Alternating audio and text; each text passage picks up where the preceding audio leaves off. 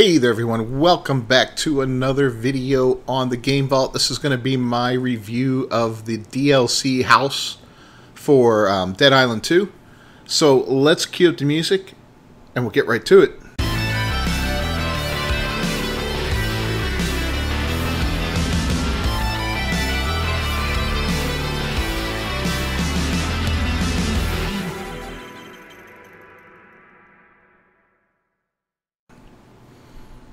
Alright, so if you know anything about me, you know I love Dead Island 2. Dead Island 2 is one of my favorite games of 2023 so far. It was absolutely fantastic, a lot of fun.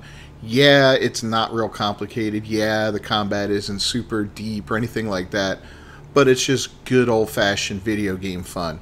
Sometimes I want to come home from work, unwind, get out there, and with a makeshift hammer or sword or whatever, go out and kill a buttload of enemies. And that game just satisfied that for me. You know, it was a lot of fun. I played through the main game 3 times. Once with my buddy Hobbit on some live streams, and twice on my own, once for a video series, and once just for fun.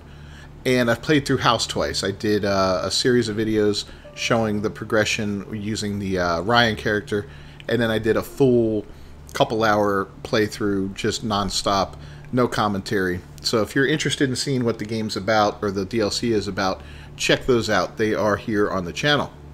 So, what did I think of House? House was a mixed bag, I'll be honest. I was looking forward to it.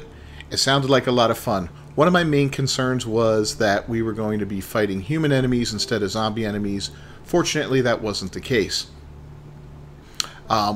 The story itself was fairly compelling, interesting, and weird. I mean, it's a very weird story. It was very disturbing. And in the end, it kind of tied back into the main game and some of the stuff that happened there, especially toward the end of the game. So it worked out that way, but the creepiness factor of the whole run-through was off the charts. This game was by far way more creepy than the main game itself. The design of the zombies that you fought against was tweaked. We got to see variations of the classic zombies that we saw in the original game. You know, all of your normal biters and all that. The crushers, the screamers. Pretty much all those guys showed up. The mutators, or whatever they're called. What were they called again? The Rubinator. Yeah.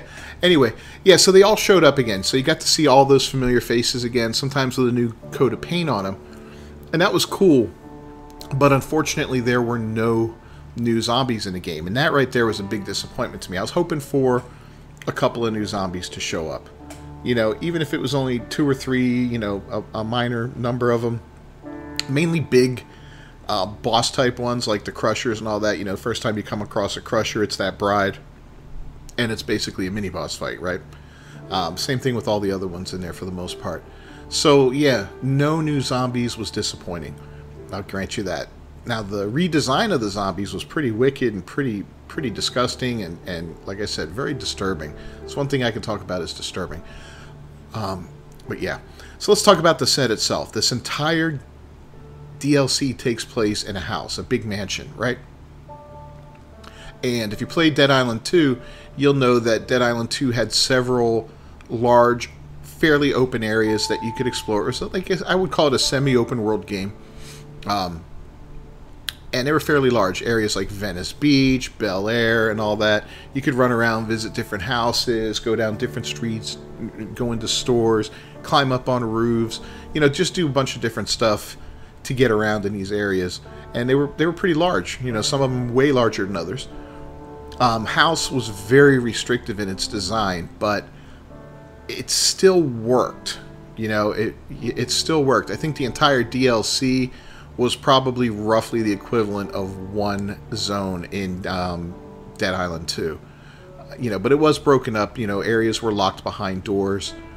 One of the first areas you enter, and I'm going to do this without really any spoilers, but you know, there might be some minor but no story spoilers. But one area you enter early on looks like a neighborhood with 5 different houses in it, you know, so it's kind of open, but again, it's just a big room with 5 houses in it. It's like a movie set almost, or a television set, something like that. And, you know, another area is like a forest that you're wandering through. You do have some underground traversal, you know, stuff like that. You know, pretty well designed overall, I would say. But like I said, it's very small. If you're expecting a large DLC with a lot to do, you're not getting that with Haus. So if you haven't bought it yet, and you're considering whether or not you want to buy it, take that into account.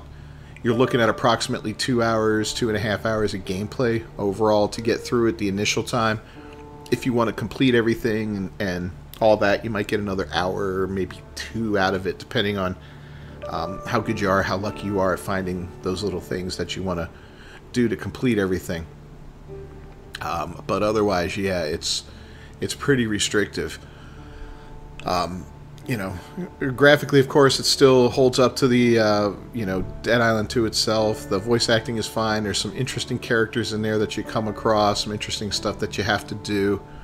You do get a new weapon, which is fantastic. You get a crossbow in the game, and that's a lot of fun. And that crossbow is directly tied to a new mechanic in the game that you need to have the crossbow for. Nothing else will work for that mechanic. You just have to have the crossbow. So that's something to consider as well. You know, you get a new weapon. You also get a couple new survivor cards. None of them seem to be anything game-changing, and I honestly didn't feel like changing any of them out for the current cards I was using in my loadout. I have my character kind of tweaked the way I want it to play, and it works for me. You know, it works for my play style, and I'm real familiar with the mechanics of it and all that. The new cards were, you know, they were okay, but nothing fascinating. I think there were also a couple of new mods you could put on weapons. Maybe not. I'm trying to think. Yeah, I did get a couple new blueprints. So, or maybe it was just the bolts for the crossbow. I don't remember, to be honest with you. But again, even if there are, they weren't memorable, right? So it's just, it doesn't add a lot to the game. It adds a little bit more to do. It adds a new area, stuff like that. Now, another thing that I want to talk about with the game is, you know, I was hoping, you know, the max level for your character was level 30 in the main game. I was hoping to get a bump in the DLC, maybe another 5 levels or something like that, just an opportunity to get a little bigger, get a little stronger and all that. Didn't happen. You know, you're still, if you go into the game capped out at your level 30 character, you're not going to progress your character anymore. So don't expect to get stronger or anything like that, you know, more health. It's just, it's capped off. The zombies themselves that you face, you know, just like the rest of the game, they do level with you. So if you go in there at level 30, you're going to have, you know, some pretty tough zombies to fight. If you go in at lower level, of course, it'll be equivalent to whatever level you are. So, yeah, overall, you know, if you were a big fan of Dead Island 2, then I would say go ahead and pick this up. It's more of what you enjoyed.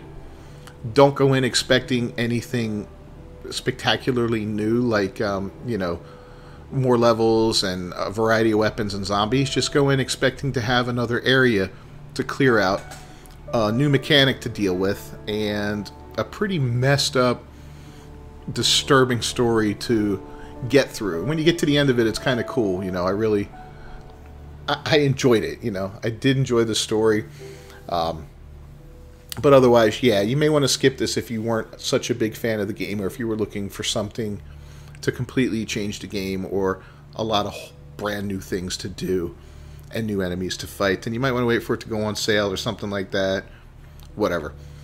Alright, we're going to go ahead and wrap this up. If you played Dead Island 2, let me know down in the comments below. If you played Haus, let me know what you thought of it. Do you think it fell kind of short? I'm hoping that, what's the next one called? Something about Soma. I'm hoping that one introduces some new zombies and maybe is a little more expansive, a little more interesting. Who knows? Who knows what's going to happen with that? Well, anyway, we're going to wrap this up. Don't forget to leave a like on the video down below. Subscribe to the channel if you're new here. It's greatly appreciated. Ring that bell for notifications. I will see you guys next time.